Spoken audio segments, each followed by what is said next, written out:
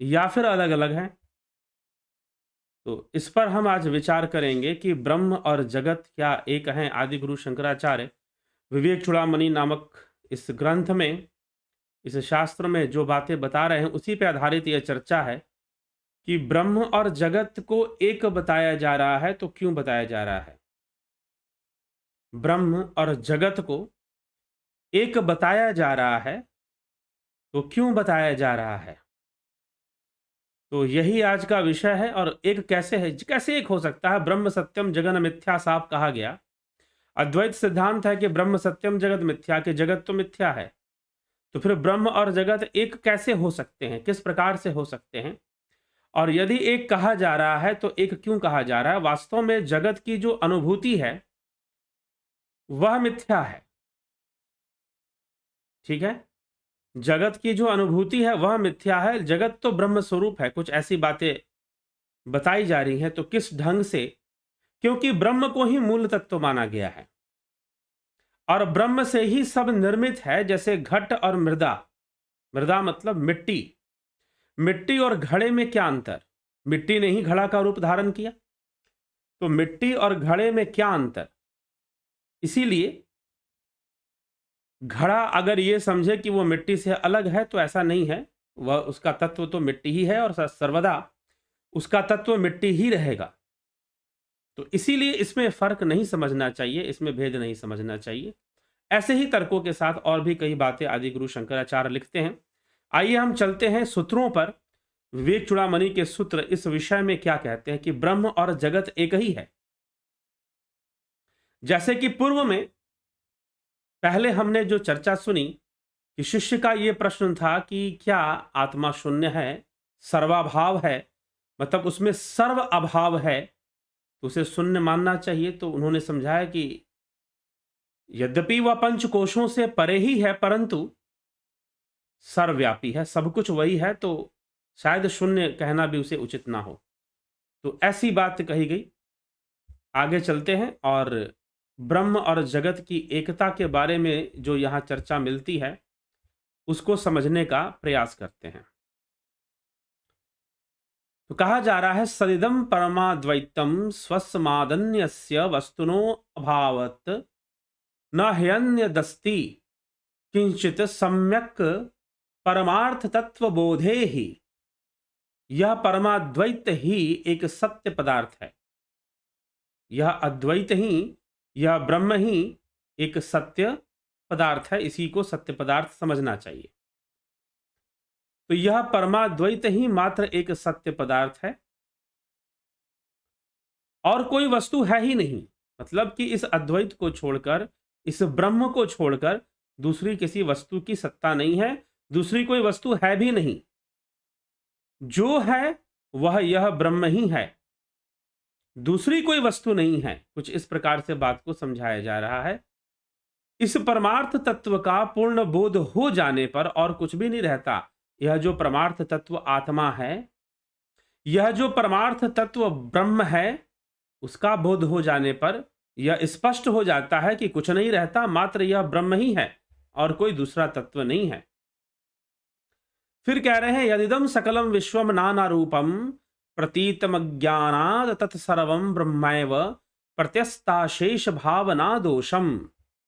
यह संपूर्ण विश्व जो अज्ञान से नाना प्रकार का प्रतीत हो रहा है, समस्त भावनाओं के दोष से रहित ब्रह्म ही है। यह जो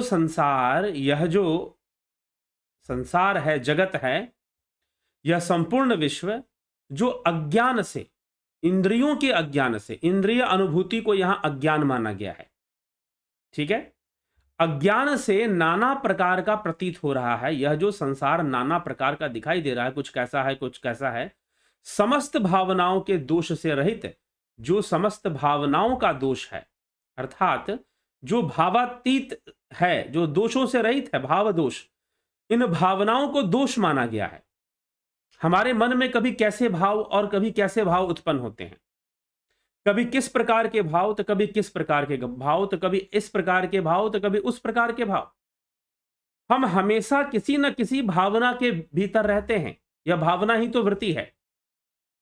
हम किसी वस्तु को देखते हैं, अच्छी हो, बुरी हो, सात्विक हो, राजसी हो, तामसी हो, कैसी भी हो, उसमें हम भाव ग्रहण कर लेते हैं, तो हमेशा भावनाओं के वशीभूत रहते हैं। लेकिन जो ब्रह्म है वह भाव दोष से रहित है, इसीलिए वह भावातीत है।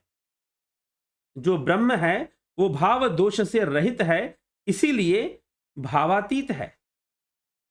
ठीक, तो ये बात यहां पर समझाने की कोशिश की जा रही है। तो इसीलिए यह संपूर्ण विश्व जो अज्ञान से नाना प्रकार का प्रतीत हो रहा है, अर्थात यहां पर अज्ञान कहने का तात्पर्य इंद्रिय अनुभूतियों को अज्ञान कहा जा रहा है। तो इंद्रिय अनुभूतियों से जो नाना प्रकार का प्रतीत हो रहा है, समस्त भावनाओं के दोष से रहित ब्रह्म ही है। वास्तव में यह संपूर्ण संसार ब्रह्म ही है, लेकिन अज्ञान के कारण नाना प्रकार के सतरंगी दुनिया दिखाई दे रही है। मृत कार्य भूतो अपि मृदो न भिन्न कुंभो अस्ति सर्वत्र तु मृतस्वरूपात् न कुंभ रूपम पृथगस्ति कुंभ कुतो मृषा कल्पित नाम मात्रः। अर्थात कल्पित नाम मात्रः, मिट्टी का कार्य होने पर भी घड़ा उससे पृथक नहीं होता। मिट्टी का कार्य पूरा हो जाने पर घड़ा बन गया तो घड़ा उससे पृथक नहीं होता, क्योंकि सब ओर से मिट्टी का रूप होने के कारण मृतिका रूप, मृतिका रूप मतलब मिट्टी का रूप होने के कारण घड़े का रूप मृतिका से पृथक नहीं होता। घड़ा कभी मिट्टी से अलग नहीं होता। अतः मिट्टी में मिथ्या ही कल्पित नाम मात्र घड़े की सत्ता है। वास्तव में जो घड़े की सत्ता है वह कल्पित सत्ता है, वह नाम मात्र की कल्पित सत्ता ही घड़े की सत्ता है। ठीक है, वह नाम मात्र की कल्पित सत्ता ही घड़े की सत्ता है। इसको समझिए, वास्तव में वो घड़ा एक कल्पित विषय है। सत्य तो यह है कि वह भी मिट्टी है, कल्पित होकर वह घड़ा का रूप धारण कर लिया है। किसी कुम्हार की कल्पना है कि वो ऐसी आकृति देकर एक घड़ा बनाएगा, और उसने बनाया, तो घड़ा जो है वह कल्पित विषय है और मिट्टी की सत्ता वहां पर सत्य है। तो इसी प्रकार से यह संपूर्ण जगत अज्ञान के कारण जैसा भी दिखता हो, वास्तव में यह ब्रह्म है। संपूर्ण जगत ब्रह्म रूप ही है। इसे वैश्वानर ब्रह्म के रूप में उपनिषद बताते हैं, मांडव्य उपनिषद। आगे कहा जा रहा है, केनापि मृद भिन्नतया स्वरूपम घटस्य संदर्शयितुम न शक्यते अतो घटः कल्पित एव मोहान मृदेव सत्यम परमार्थ भूतम। मिट्टी से अलग घड़े का रूप कोई भी नहीं दिखा सकता। क्या आप मिट्टी से अलग घड़े का रूप दिखा दोगे? नहीं दिखा पाओगे। वो मिट्टी से ही बना है, मिट्टी के अंदर जैसे गुण है तभी वो बन पाया है। मिट्टी से अलग घड़े का रूप कोई भी नहीं दिखा सकता, इसलिए घड़ा तो मोह से ही कल्पित है। वास्तव में सत्य तो तत्व स्वरूपा मृत्तिका ही है।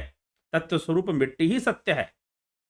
घड़ा तो कल्पित है, तत्व स्वरूप मिट्टी ही सत्य है।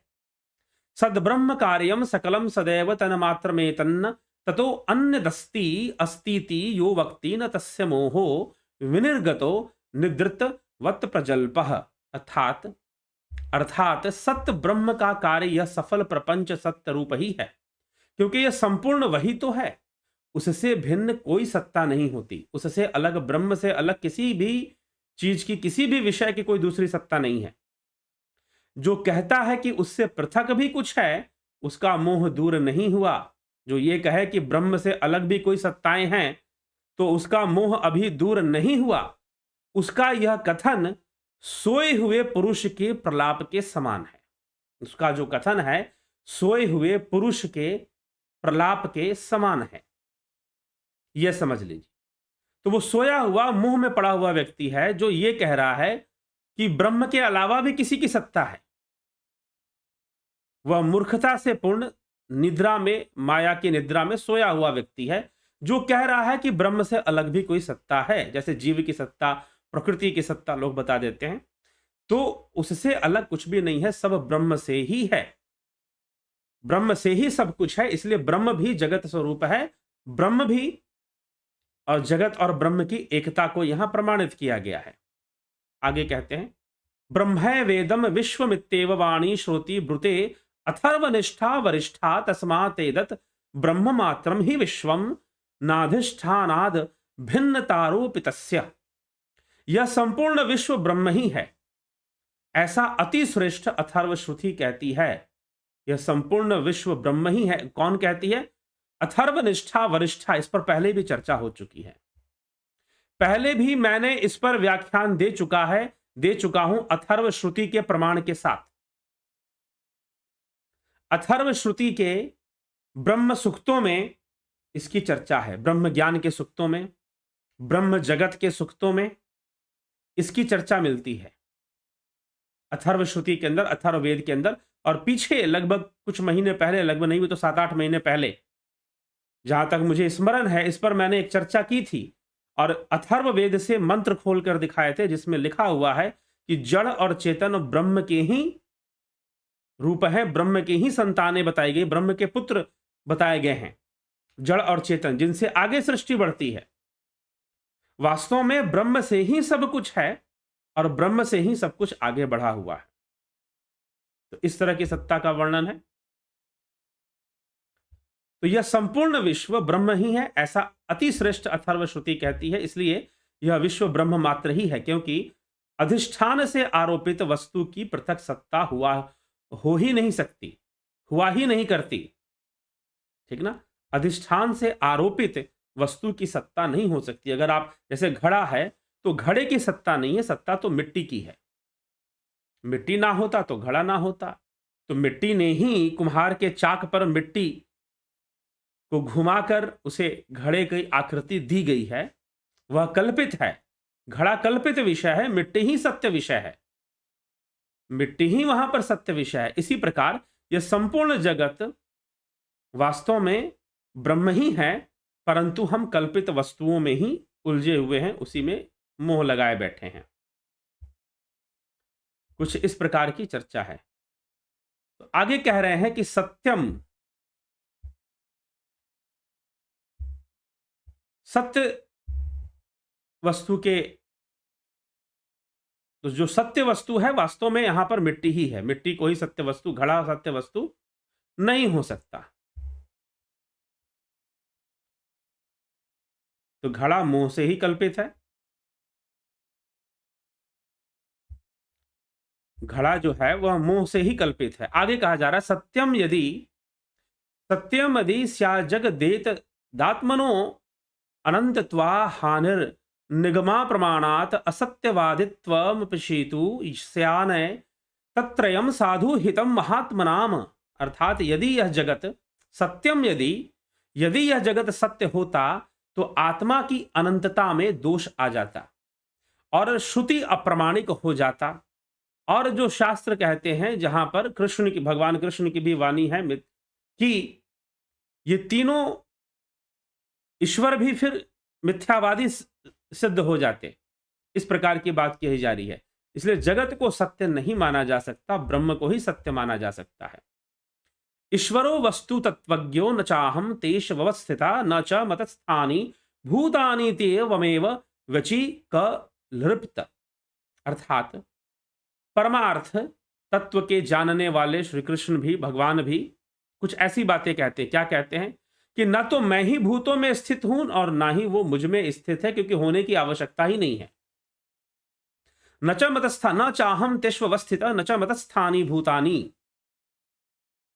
एक जगह पर भगवान ने कहा है कि हाँ, मैं भूतों में स्थित आत्मा हूं, परंतु सत्य तो यह है कि ना मैं भूतों में स्थित हूं, ना ये भूत मुझ में स्थित, क्योंकि इसकी आवश्यकता ही नहीं है, क्योंकि जो कुछ भी है वह सब ब्रह्म है। जगत में जो कुछ भी है वह सब ब्रह्म ही है।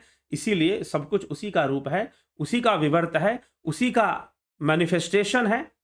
सब कुछ उसी ने अनेकों रूप धारण कर रखा है, जो इंद्रियों के वशीभूत अज्ञानतावश दिखाई देते हैं। ठीक, इंद्रियों के वशीभूत अज्ञानतावश दिखाई देते हैं। यदि सत्यम भवेद विश्वम, यदि सत्वम भवेद विश्वम सुषुप्ता उपलभ्यताम यनोपलभ्यते किंचित तो अससत्व स्वप्न वन मृषा। यदि विश्व सत्य होता तो सुषुप्ति में भी उसकी प्रतीति होती। यदि विश्व सत्य होता तो सुषुप्ति अवस्था में भी प्रतीति होती, क्योंकि संसार की प्रतीति जागृत अवस्था में तो होती है, स्वप्न अवस्था में भी होती है, परंतु सुषुप्ति में नहीं होती है। तो जगत यदि विश्व सत्य होता तो सुषुप्ति में भी उसकी प्रतीति होनी चाहिए थी, किंतु उस समय इसकी कुछ भी प्रतीति नहीं होती सुषुप्ति अवस्था में। इसलिए यह स्वप्न के समान असत और मिथ्या है। यह संपूर्ण संसार स्वप्न के समान असत और मिथ्या ही है। यह संपूर्ण संसार स्वप्न के समान असत और मिथ्या ही है। अतः पृथंग नास्ति जगत परमात्मनः पृथक प्रतीतितस्तु मृषा गुणादिवत् आरोपितस्यास्ति किमर्थवता धिष्ठानमाभाति तथा भ्रमेण। इसलिए परमात्मा से पृथक जगत है ही नहीं। उस परम तत्व से, उस ब्रह्म से पृथक जगत है ही नहीं। उसकी पृथक प्रतीति तो गुणी से गुण आदि के पृथक प्रतीति के समान हो, मिथ्या है। गुणी से गुण आदि के, जैसे कि कोई गुणी व्यक्ति है, आप उसको अलग देखो और उसके गुणों को अलग देखो। क्या दोनों को अलग अलग, गुणी से गुण को अलग करके देख सकते हैं? नहीं देख सकते हैं। वैसे ही जगत को, इस विश्व को ब्रह्म से अलग करके नहीं देख सकते, वह ब्रह्म ही है। बस अज्ञानतावश इंद्रियों के कारण जो अज्ञानता पैदा हो रही है, उससे सतरंगी दुनिया दिखाई दे रही है। क्योंकि मनुष्य के आंखों में 7 रंग देखने की ही क्षमता है, उससे अधिक रंगों को देखने की क्षमता नहीं है। तो यहां पर यह समझता है। तो वस्तु की वास्तविकता ही क्या? वह तो अधिष्ठान ही भ्रम से उस प्रकार भास रहा है। वस्तु की कोई वास्तविकता नहीं, वह तो अधिष्ठान के कारण, अधिष्ठित होने के कारण वैसा भास रहा है। भ्रांतस्य यदद भ्रमतः प्रतीतम ब्रह्मैव तदद्रजतम ही शुक्ति इदंतया ब्रह्म सदैव रूप्यते त्वारोपितम ब्रह्मणि नाम मात्रम। अज्ञानी को अज्ञानवश जो कुछ भी प्रतीत हो रहा है वह सब ब्रह्म ही है। अज्ञानी को अज्ञानवश जो कुछ भी प्रतीत हो रहा है वह सब ब्रह्म ही है। जिस प्रकार भ्रम से प्रतीत हुई चांदी वस्तुतः सीपी ही है, जिस प्रकार भ्रम से प्रतीत हुई चांदी वस्तुतः सीपी ही है। ठीक ना? इसमें कोई संशय नहीं, चांदी की तरह दिखता है लेकिन चांदी है नहीं। तो इदम जगत, यह जो जगत है, रूप से सदा ब्रह्म ही कहा जाता है, ब्रह्म में ही आरोपित है और ब्रह्म से अलग नहीं है, ब्रह्म ही है। और उसका जो रूप है, आरोपित जगत तो नाम मात्र है, जगत तो बस नाम मात्र है। जैसे कि मिट्टी ही घड़ा बन गया है, घड़ा तो मिट्टी का ही एक रूप है। घड़ा क्या है? जो घड़ा है, जो घट है, वह मिट्टी का ही एक रूप है। जो घट है वह मिट्टी का ही रूप है, जो घड़ा है वह मिट्टी का ही एक रूप है। ठीक, ऐसे इस विषय को समझना चाहिए। जो घड़ा है, जो घट है, वह मिट्टी का ही एक रूप है। मिट्टी ने एक रूप धारण कर लिया जिसको आपने घड़ा नाम दे दिया, और उसमें पानी रख दिया आपने, उसमें फिर आपने पानी रख दिया। तो घड़ा कुछ और नहीं है, घड़ा तो मिट्टी का ही एक फॉर्म है, मिट्टी का ही एक रूप है। वैसे ही यह जगत, संपूर्ण जगत ब्रह्म ही है।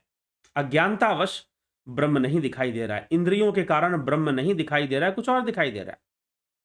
कल्पित विषय दिखाई दे रहे हैं, भावनात्मक विषय दिखाई दे रहे हैं, कल्पित विषय दिखाई दे रहे हैं, ब्रह्म नहीं दिखाई दे रहा है। यह समस्या है। उस वैसे ही जैसे घड़ा, मिट्टी ने ही एक रूप धारण कर लिया घड़े का, तो उसे आपने घड़ा कह दिया, उसे आपने मिट्टी नहीं कहा। बस इतना सा ही फर्क है। ऐसे समझाने की कोशिश की है और ब्रह्म और जगत के बीच में एकता की स्थापना की गई है। तो ब्रह्म और जगत एक हैं, ऐसे बताने का प्रयास किया गया है। ठीक है, आइए चलते हैं आपके कमेंट, आपके टिप्पणियों पर। बबीता धीमान जी, बहुत बहुत अभिनंदन आपका। राजू पाल जी, बहुत अभिनंदन। जयंती भाई पटेल, जगत नारायण जी, हरिमोहन गुप्ता जी, गरुड़ पुराण में जो नरकों का वर्णन किया गया है उनके प्रतीक समझे या उपमा समझे या फिर कल्पना है, कृपया समझाएं। वह वास्तविकता है, लेकिन वह किसी आकाशीय स्थान पर कहीं पर नहीं है। ठीक है, क्योंकि कर्मों का फल तो भोगना पड़ता है। जब कर्मों का फल भोगेगा तो आदमी समझेगा। हाँ, जब हम कथाओं में उसे पढ़ते हैं तब वो कल्पित विषय है, हमारा अनुभव तो है नहीं, लेकिन कर्मों का फल तो जीव को भोगना ही पड़ता है। और नरक कुछ नहीं है, बुरे कर्मों का फल भोगना ही नरक है।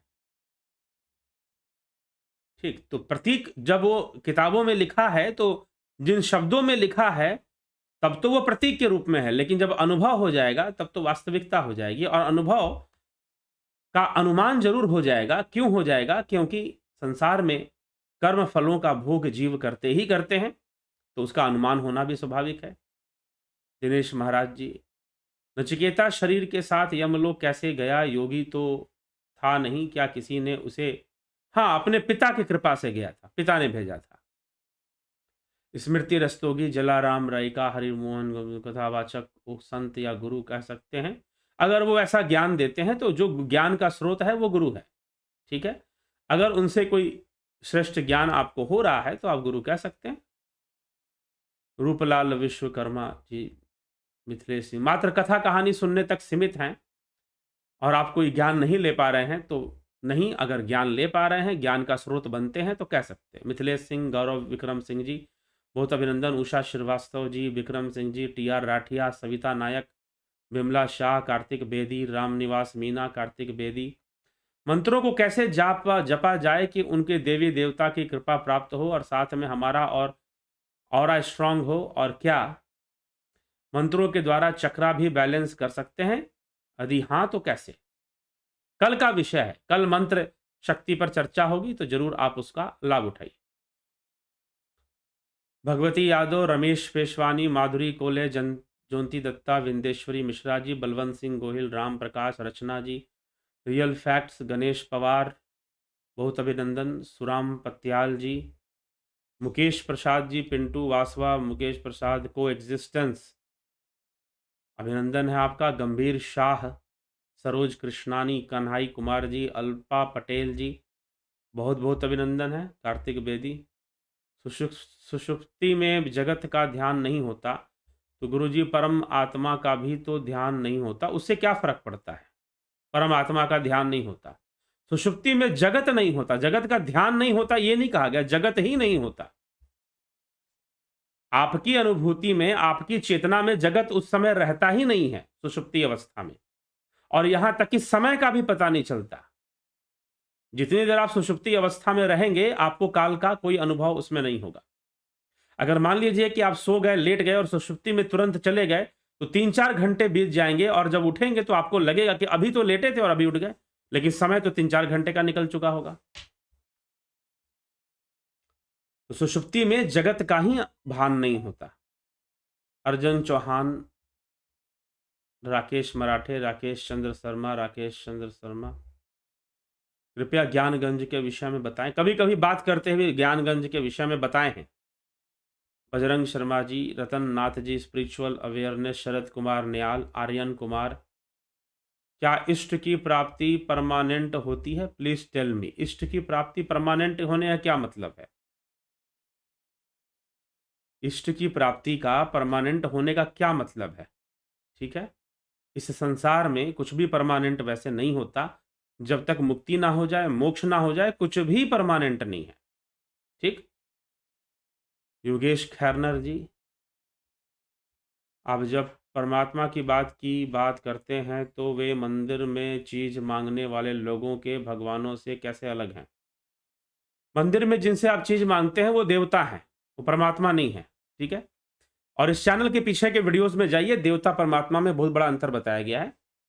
देवता अलग विषय है, परमात्मा अलग विषय है। परमात्मा तत्व रूप है, परमात्मा ब्रह्म है, परमात्मा आत्मा है। परमात्मा ब्रह्म में कोई भेद नहीं है। भगवान अलग है, देवता अलग है। जब आप मांगने जाते हैं मंदिरों में तो आप देवता से मांगते हैं, परमात्मा से नहीं मांगते, और परमात्मा से कुछ मांगा भी नहीं जाता, क्योंकि परमात्मा मोक्ष का कारक बनता है, मोक्ष में सहायक होता है, लक्ष्य बनता है, परंतु वो कुछ देता नहीं है, किसी की इच्छाएं पूर्ण नहीं करता, वो किसी की मांग नहीं पूर्ण करने के लिए वो बैठा हुआ। देवता करते हैं मांग, भगवान करते हैं, उनसे मांग सकते हैं। तो आपके प्रश्न के अनुसार भगवान और परमात्मा एक हैं, लेकिन मेरे उत्तर अनुसार भगवान और परमात्मा दो अलग विषय हैं। ठीक है, परमात्मा तत्व रूप में है, परमात्मा ब्रह्म स्वरूप है, भगवान तो देव रूप में है, और वह 6 भगों से संपन्न जो शक्ति है, जो हमारे ऋषि मुनि, इस ऋषि मुनियों को भी भगवान माना गया है। अगस्त मुनि हो गए, विश्वामित्र हो गए, इन सबको भी भगवान कहा गया है। आप पुराण पढ़ेंगे या शास्त्रों को, उपनिषदों को पढ़ेंगे तो कई ऋषियों के लिए भगवान शब्द का प्रयोग हुआ है। श्वेताश्व ऋषि के लिए, पिपलाद ऋषि के लिए भगवान शब्द का प्रयोग किया गया है। ऐसा नहीं कि सिर्फ राम और कृष्ण को भगवान कहा गया है। तो इसीलिए भगवान कहना, देवता कहना और परमात्मा कहने में जो फर्क है उसे समझना चाहिए। तो देवता मंदिरों में जाते हैं, देव रूप में जो पूजा पाठ करते हैं, आप जो मांगते हैं वो देवताओं से मांगते हैं। ठीक है? तो देवता और भगवान का यहां भेद है।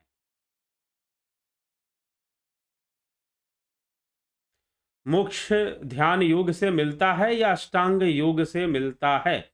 अष्टांग योग, ध्यान योग एक ही विषय है। अष्टांग योग में 8 अंग की चर्चा है। जब ध्यान योग होगा तो उसमें प्राणायाम, प्रत्याहार, धारणा, ध्यान, समाधि ऐसे चर्चा होगी। एक ही विषय है, वो अलग अलग विषय नहीं है। अलग अलग विषय समझना ही भ्रम है और भ्रमित अवस्था है, अगर अलग अलग कोई समझ के बैठ गया तो। ठीक है? तो ये कई बार तो यही लगता है कि लोग भ्रमित रहना ही पसंद करते हैं, क्योंकि भ्रमित अवस्था में बुद्धि काम करती है, भ्रमित अवस्था में तर्क वितर्क होता है। ठीक है? तो इसीलिए इन योग सिर्फ एक है। ना कर्म योग अलग है, ना ज्ञान योग अलग है, ना भक्ति योग अलग है ही नहीं। यह अलग अलग संदर्भ से इसको बताया गया है। हम कुछ ऐसा कर्म करें जिससे कि योग हो तो वह कर्म योग है। हम कुछ ऐसी भक्ति करें जिससे कि हमारा योग हो। हम कुछ ऐसा ज्ञान हासिल करें, हम कुछ ऐसा ज्ञान अर्जन करें जिससे कि हमें आत्मा का रहस्य प्रकट हो जाए और हमारा योग हो। जब ऐसा ज्ञान अर्जन हो जिससे कि योग प्रारंभ हो जाए तो वो ज्ञान योग हो जाएगा। ठीक है? ऐसा हमने कर्म किया जिससे कि हम निष्काम भावना से हमने कर्म किया, कर्तव्य की पालना की, अपने लाभ हानि सुख दुख की चिंता हमने नहीं की और कर्म किया, तो वो कर्म योग हो जाएगा। लक्ष्य तो योग करना है, लक्ष्य तो अनावरण है, लक्ष्य तो कर्म बंधन से मुक्ति करके अपने मूल स्वरूप को प्राप्त करना है। लक्ष्य तो चित्त वृत्ति का निरोध कर स्वरूप में अवस्था स्थित होना है। स्वरूप की उपलब्धि है, आत्मा को जानना, ये लक्ष्य है। ठीक है? तो कर्म योग होगा, ज्ञान होगा, योग तो एक ही विषय है, योग का लक्ष्य तो एक ही है। चलिए, तो इसी के साथ आज के विचारों को यहां विराम देते हैं। कल फिर 9 बजे एक बहुत ही महत्वपूर्ण विषय, समसामयिक विषय पर, विवेक चूड़ामणि से हटकर समसामयिक विषय पर चर्चा करेंगे। मंत्र विज्ञान पे चर्चा करेंगे और उसको समझने का प्रयास करेंगे। तो कल 9 बजे इस मंत्र विज्ञान की चर्चा का जरूर जरूर आप लाभ उठाइए। तो बहुत बहुत आभार है आप सभी का। जुड़े रहें, बने रहें। और जो ध्यान योग का कोर्स करना चाहते हैं, 29 तारीख से ध्यान योग का कोर्स है। आप ज्वाइन करना चाहते हैं, ज्वाइन कीजिए और उसका पूरा पूरा लाभ उठाइए। ठीक है?